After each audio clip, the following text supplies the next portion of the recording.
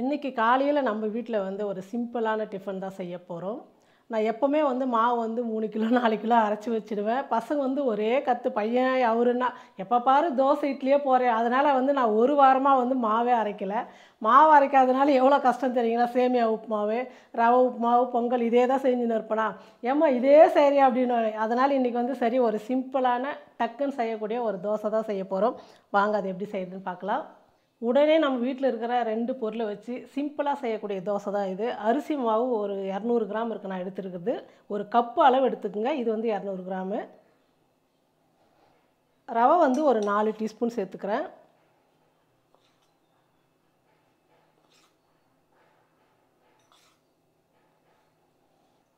நம்ம அரிசி மாவு எடுத்த அதே கப்பில் ஒரு 1/4 கப்பு தயிர் எடுத்துக்கிட்டால் போதும்.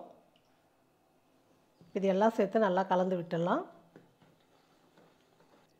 அரிசி மாவு எடுத்த அதே கப்பில் 1 கப்பு வந்து நான் தண்ணி சேர்த்துக்கிறேன். தண்ணி சேர்த்ததுக்கப்புறம் நல்லா கலந்து விட்டுடலாம். நம்ம வீட்டில் இட்லி மாவு இல்லை, ரவை இல்லை, சேமியா இல்லை அப்படின்னு சொல்லிட்டு நம்ம நினைக்க வேணாம். ஒரு அரிசி மாவு வந்தால் போதும். டக்குன்னு ஒரு தோசை தயிர் வச்சு உடனே தயிர் வந்து நம்ம வந்து அரிசி மாவில் செய்கிறதுனால புளிப்புக்காக தான் தயிர் சேர்க்குறோம். நல்லா கட்டி இல்லாமல் நல்லா கலந்து விட்டுடலாம். நம்ம ரவை சேர்த்ததுனால தண்ணி ஊற்றி கொஞ்சம் தண்ணியாக இருக்கணும். ஏன்னா ரவை வந்து ஊறி வரும்போது கெட்டி ஆகிடும் மாவு. இப்போ நமக்கு வந்து தோசைக்கு எந்த அளவுக்கு தேவையோ அந்த அளவுக்கு தண்ணி சேர்த்துக்கலாம். நம்ம நார்மலாக செய்கிற தோசை மாவு இல்லாமல் ரொம்ப தண்ணியாக இருக்கணும் கொஞ்சம். அப்போ தான் நல்லாயிருக்கும். பாருங்கள், இப்போ இந்த அளவுக்கு வந்து தண்ணியாக இருக்குது. ரவை ஊறி வரும்போது இன்னும் கொஞ்சம் கெட்டியாக வரும். நம்ம தோசை ஊற்றும் போது கொஞ்சம் தண்ணி சேர்த்துக்கலாம். இப்போ இதை ஒரு பக்கமாக தட்டு வச்சு மூடிடலாம். அடுத்தது நம்ம சட்னி ரெடி பண்ணிக்கலாம். சட்னி செய்யறதுக்குள்ளே மாவு வந்து கொஞ்சம் ஊறிடும். ரவை போட்டிருக்கலாம், அது கொஞ்சம் ஊறினா தான் தோசை நல்லாயிருக்கும். இப்போ சட்னிக்கு வந்து நான் என்னென்ன எடுத்து வச்சுக்கிறேன்னு பார்க்கலாம்.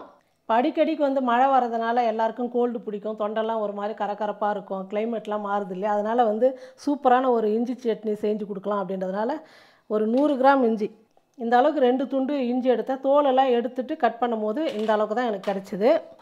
இஞ்சி, ஒரு வெங்காயம் வந்து கட் பண்ணி வச்சுக்கிறேன், ஒரு தக்காளி, 2 டீஸ்பூன் வந்து உளுத்தம்பருப்பு, 2 டீஸ்பூன் வந்து கடலைப்பருப்பு, சின்னதாக ஒரு சின்ன லெமன் இருக்குது இல்லையா, குட்டி லெமன், அந்த மாதிரி புளி கொஞ்சம், ஒரு 10 வரமிளகா, கருவேப்பிலை கொஞ்சம். இதை வச்சு தான் நம்ம சட்னி செய்ய போகிறோம். நான் வந்து என்னை ரொம்ப வெறுப்பேற்றுறாங்கன்றதுனால மாவே அரைக்கவே இல்லை. நான் இனிமேல் தான் மாவே அரைக்கணும். இப்போ அவங்களுக்கே கஷ்டம் தெரியுது. மாவு வந்தால் டக்குன்னு ஒரு தோசை ஊற்றி கொடுத்துருவோம் இல்லையாம்மா அப்படின்னு சொல்லிட்டு இப்போ வருத்தப்படுறாங்க. சரி, நாளைக்கு ஒரு இட்லி மாவோட நம்ம ஒரு வீடியோ செய்யலாம். சூப்பராக வெறும் இட்லி அரிசி வச்சே செய்ய சொல்லி கேட்டுக்கிறாங்க. நான் வந்து ரேஷன் அரிசி, புழுங்கல் அரிசி சேர்த்து தான் பண்ணேன் இட்லி அரிசி. இப்போ நாளைக்கு வந்து வெறும் இட்லி அரிசி மட்டும் வச்சு நம்ம இட்லி மாவு எப்படி அரைக்குதுன்னு பார்க்கலாம் நாளைக்கு. எண்ணெய் காஞ்சிடுச்சு. இப்போ வரமிளகா சேர்த்துக்கிறேன், உளுத்தம்பருப்பு, கடலைப்பருப்பு. இது 3 ஃபஸ்ட்டு நம்ம வறுத்து ஒரு தட்டில் மாற்றிக்கலாம். பருப்பெல்லாம் வந்து நல்லா பொன்னுருளாக வரணும். அப்போ தான் வந்து இந்த சட்னி வந்து டேஸ்ட்டாக நல்லாயிருக்கும். பச்சையாக இருந்ததுன்னா ஒரு மாதிரி வழவழப்பாக இருக்கும். உளுந்து சேர்த்ததுனால நல்லா வறுப்படட்டும். பாருங்கள், பருப்பெல்லாம் நல்லா கலர் மாதிரி இந்த அளவுக்கு வரணும். இப்போ நம்ம ஒரு தட்டில் வந்து மாற்றிக்கலாம். நம்ம இதுலேயே இஞ்சிலாம் போட்டு வறுக்கும் போது பருப்பெல்லாம் ரொம்ப தீஞ்சு போயிடும். அதனால தான் இதை எடுத்துகிட்டு அதுக்கப்புறம் நம்ம இஞ்சிலாம் வறுத்துக்கலாம். இப்போ இதே கடாயில் இஞ்சி சேர்த்துக்கிறேன். இஞ்சி ஒரு நிமிஷத்துக்கு வந்து நல்லா வதங்கட்டும். அதுக்கப்புறம் நம்ம வெங்காயம் தக்காளி சேர்த்துக்கலாம். இஞ்சி காரமாக இருக்குது அப்படின்றதுனால நிறையா பேர் வந்து சட்னியில் நிறையா சேர்த்துக்க மாட்டாங்க.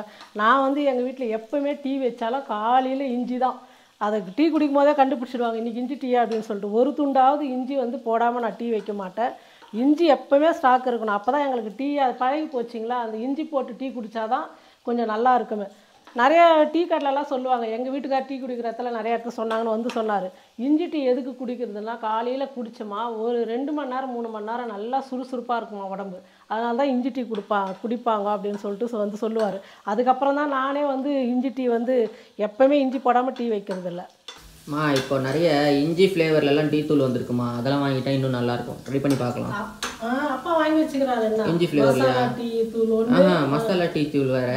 நான் சொல்லி இஞ்சி ஃப்ளேவரில் டீ தூள் இருக்குது. அதில் வந்து இஞ்சி ஃப்ளேவர் தான் அதிகமாக இருக்கும். நம்ம இஞ்சி தட்டி போட வேண்டியதில்லை. அந்த மாதிரி விற்கிறாங்க. நம்ம வேணால் வாங்கி பார்க்கலாம். இஞ்சி பாருங்கள் வதங்கிடுச்சு. இப்போ இந்த வெங்காயம் தக்காளி சேர்த்துக்கலாம். இது கூடவே இந்த புளியை சேர்த்துக்கலாம், கருவேப்பிலை சேர்த்துக்கலாம். இது எல்லாம் சேர்த்து நல்லா வதக்கிக்கலாம். மந்தமாக இருக்குது, பசிக்கவே மாட்டேங்குது அப்படின்னு சொல்கிறவங்களுக்கெல்லாம் நீங்கள் இந்த மாதிரி துவையல், இந்த மாதிரி சட்னிலாம் செஞ்சு கொடுத்தீங்கன்னா இஞ்சி வச்சு நல்லா பசி வந்து தூண்டும். நீங்கள் பாருங்கள், இந்த மாதிரி ஒரு முறை 2 முறையாவது வெறும் இஞ்சி சட்னி துவையலெல்லாம் அரைச்சி சாப்பிட்டு பாருங்கள். பசி எடுக்காதவங்க கூட நல்லா பசியை வந்து கலைப்பி விடும். அந்த அளவுக்கு இஞ்சிக்கு வந்து பசி தூண்டக்கூடிய சக்தி அதிகமாக இருக்குது. நாங்கள் ஜுரம் அடிச்சதுன்னு வச்சுக்கோங்க, எங்கள் வீட்டிலலாம் வந்து எங்கள் வீட்டுக்கார செய்கிறது கருவேப்பிலை துவையல், புதினா துவையல், இந்த இஞ்சி துவையல் இதுதான் அரைச்சி கஞ்சி சீரகெல்லாம் போட்டு செஞ்சு கொடுப்பாங்க. சூப்பராக இருக்கும் சாப்பிட்றதுக்கு. அப்பா அடிக்கடிக்கு எனக்கு இப்போ போன வாரம் கூட எங்கே போயிட்டு வந்து காய்ச்சல் இருந்ததுக்கு அவர் வந்து கருவேப்பிலை துவையல் அரைச்சிட்டு கஞ்சி வச்சுட்டு காலையில் கொடுத்தாரு. 1 டம்ளர் குடிக்கிறேன், நான் 4 டம்ளர் குடித்தேன். என்ன ஜுரம் அடிக்கிறாள் இவ்வளோ கஞ்சி குடிக்கிறேன் அப்படின்னு கேட்டாங்க. அந்த அளவுக்கு சூப்பராக இருக்கும். இப்போ இஞ்சி தக்காளி வெங்காயம்லாம் நல்லா வதங்கிடுச்சு. இப்போ ஸ்டவ் ஆஃப் பண்ணிவிட்டு நல்லா சூடு ஆற வச்சு மிக்சியில் போட்டு அரைச்சிக்கலாம். நம்ம வறுத்ததை எல்லாம் வந்து மிக்சி ஜாரில் சேர்த்துக்கலாம்.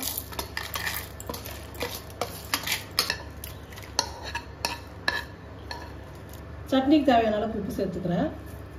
இப்போ நல்லா நைஸாக அரைச்சி எடுத்துக்கலாம். மிக்சியில் நல்லா நைஸாக வந்து நான் அரைச்சி எடுத்துக்கிட்டேன். இப்போ வந்து இந்த சட்னி வந்து தாளிச்சிக்கலாம். வதக்கின அதே கடாயில் வந்து தாளிச்சிக்கலாம். ஒரு 2 டீஸ்பூன் 3 டீஸ்பூன் எண்ணெய் வந்து கொஞ்சம் அதிகமாக சேர்த்துக்குங்க. கடுகு சேர்த்துக்கிறேன். சீரகம் கொஞ்சமாக சேர்த்துக்கலாம். கடுகு நல்லா பொரிஞ்சிடுச்சு. உளுந்து ஒரு 1/2 டீஸ்பூன் சேர்த்துக்கலாம். பெருங்காயத்தூள் ஒரு 1/4 டீஸ்பூன் சேர்த்துக்கிறேன். மஞ்சள் தூள் கொஞ்சம், இது கூடவே கருவேப்பிலை சேர்த்துக்கலாம். இப்போ நம்ம அரைச்சி வச்ச சட்னி வந்து இதில் சேர்த்து நல்லா வதக்கிக்கலாம். அரைச்ச மிக்ஸி கப்பில் வந்து கொஞ்சம் தண்ணி சேர்த்து அதை அலசி ஊற்றிக்கலாம். நிறைய பேருக்கு வந்து காரமாக இஞ்சி இருக்குது சாப்பிட முடியல அப்படின்னு நினச்சிங்கன்னா நாட்டு சர்க்கரை இல்லைன்னா வெல்லம் வந்து ஒரு 1/2 டீஸ்பூன் சேர்த்துக்குங்க. ரொம்ப நல்லாயிருக்கும். குழந்தைங்களாம் சாப்பிட மாட்டேங்கிறாங்கன்னா நீங்கள் இந்த மாதிரி வந்து நாட்டு சர்க்கரையோ வெல்லமும் சேர்த்து நல்லா கொதிக்க வச்சுட்டு சட்னி பண்ணிடலாம். சட்னி வந்து ஒரு பக்கம் கொதிக்கட்டும் நல்லா. அதுக்குள்ளே வந்து நம்ம தோசைக்கு வந்து கேரட்டு வெங்காயம் எல்லாம் துருவி கட் பண்ணி வச்சுக்கலாம். மாவு பாருங்கள் தண்ணியாக இருக்குது. இந்த அளவுக்கு இருந்தால் தான் தோசை வந்து நல்லா வரும். இப்போ நம்ம இதுக்கு தேவையானதெல்லாம் சேர்த்துக்கலாம். நான் ஒரு சின்ன வெங்காயம் எடுத்து பொடியாக கட் பண்ணிக்கிட்டேன், அந்த வெங்காயம் சேர்த்துக்கிறேன். சின்ன துண்டு கேரட் எடுத்து துருவிக்கிட்டேன், அதையும் சேர்த்துக்கலாம். இஞ்சி சின்னதாக ஒரு துண்டு எடுத்து பொடியாக கட் பண்ணிக்கிட்டேன். ஒரு 2 பச்சை மிளகாயத்தை அதே மாதிரி பொடியாக கட் பண்ணிக்கிட்டேன். கொத்தமல்லி கொஞ்சம், கருவேப்பிலை எல்லாமே சின்ன சின்னதாக கட் பண்ணி எடுத்துக்கிட்டு இப்போ எல்லாமே சேர்த்துக்கலாம். ஒரு சிட்டிகை மஞ்சள் தூள் சேர்த்துக்கிறேன். இந்த தோசைக்கு தேவையான அளவுக்கு உப்பு சேர்த்துக்கலாம். ஒரு 2 சிட்டிகை வந்து சோடா உப்பு சேர்த்துக்கிறேன். சோடா உப்பு போடாமல் கூட செய்யலாம். நம்ம உடனே செய்கிறதுனால ஒரு 10 நிமிஷம் கூட ஆகணும் இல்லையா, அதனால் வந்து அதை சேர்த்துக்கிட்டிங்கன்னா தோசை நல்லா வரும். இப்போ எல்லாம் சேர்த்து நல்லா கலந்து விட்டுடலாம். தோசைக்கு வந்து மாவு ரெடி ஆகிடுச்சு. இப்போ நம்ம வந்து சட்னி ரெடி ஆகிடுச்சா பார்க்கலாம். சட்னியும் நல்லா கொதித்து சூப்பராக வந்துடுச்சு. இப்போ நம்ம வந்து சட்னியை இறக்கி வச்சுட்டு தோசை ஊற்றிக்கலாம். சூப்பரான ஒரு இஞ்சி சட்னி ரெடி ஆகிடுச்சு.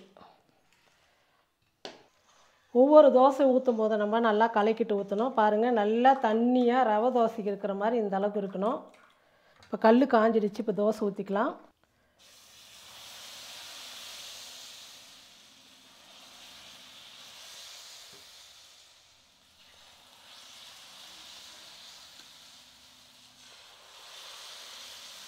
இந்த அளவுக்கு தண்ணியாக இருக்கணும் தோசை ஊற்றும் போது.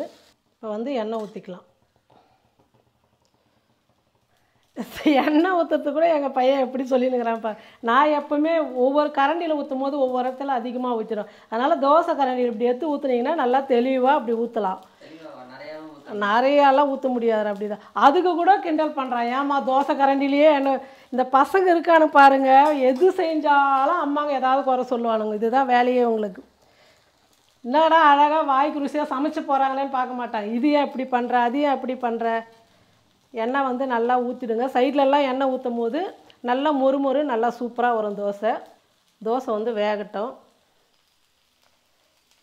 இந்த மாதிரி நல்லா அங்கங்கே கொஞ்சம் கொஞ்சம் ஓட்டை மாதிரி இருந்ததுன்னா தோசை வந்து சூப்பராக இருக்கும். இது வந்து ரவை தோசை தான். ஹோட்டலெல்லாம் கொடுக்குற அதே ரவை மசாலா தோசை மாதிரி தான் இருக்குமே நல்லா. நம்ம வீட்டில் இருக்கிற அரிசி மாவு வச்சு டக்குன்னு செய்கிறதுனால நமக்கு ரொம்ப ஈஸியாக முடிஞ்சிடுது. தோசை வந்து ஒரு பக்கம் வெந்துடுச்சு. இப்போ திருப்பி போட்டுக்கலாம். ஃபஸ்ட்டு வந்து சைட்லலாம் இந்த மாதிரி எடுத்து விட்டுருங்க.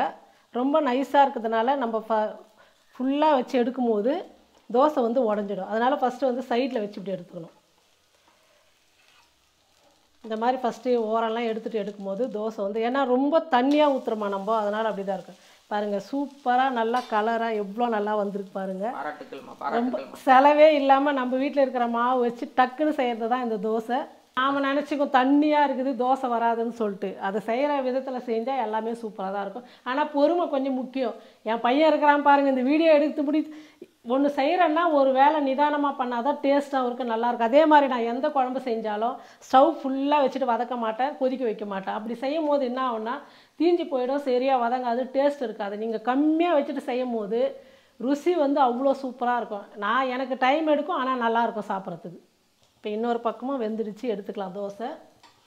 நல்லா சூப்பரான அரிசி மாவு தோசை ரெடி ஆயிடுச்சு. நல்லா இஞ்சி சட்னி வச்சு சாப்பிடும் போது உடம்பு நல்லா சுறுசுறுப்பாக இருக்கும். சூடான இந்த தோசை சாப்பிடும் போது காலையில் ரொம்ப நல்லாயிருக்கும். நீங்களும் உங்கள் வீட்டில் இந்த மாதிரி அரிசி மாவு வச்சு சூப்பரான தோசை செஞ்சுட்டு இஞ்சி சட்னி செஞ்சு கொடுங்க, எல்லாருமே விரும்பி சாப்பிடுவாங்க. வயசானவங்களுக்கு குழந்தைங்களுக்கெல்லாம் இந்த சட்னி செஞ்சு கொடுங்க, பசி இல்லாதவங்க கூட நல்லா விரும்பி சாப்பிடுவாங்க. ரொம்ப பசிக்கும். நல்லா சாப்பிட்லையேன்னு சொல்லிட்டு நம்ம ஹாஸ்பிட்டலாக சுற்றுறதை விட இந்த மாதிரி செஞ்சு கொடுத்தீங்கன்னா ரொம்ப பசிக்கும், நல்லா சாப்பிடுவாங்க. நீங்களும் உங்கள் வீட்டில் இந்த மாதிரி தோசை செஞ்சு கொடுத்துட்டு எப்படி இருக்குன்னு சொல்லிட்டு மறக்காமல் மலர் அம்மா சமையலை வந்து ஷேர் பண்ணுங்கள், கமெண்ட் பண்ணுங்கள். நன்றி.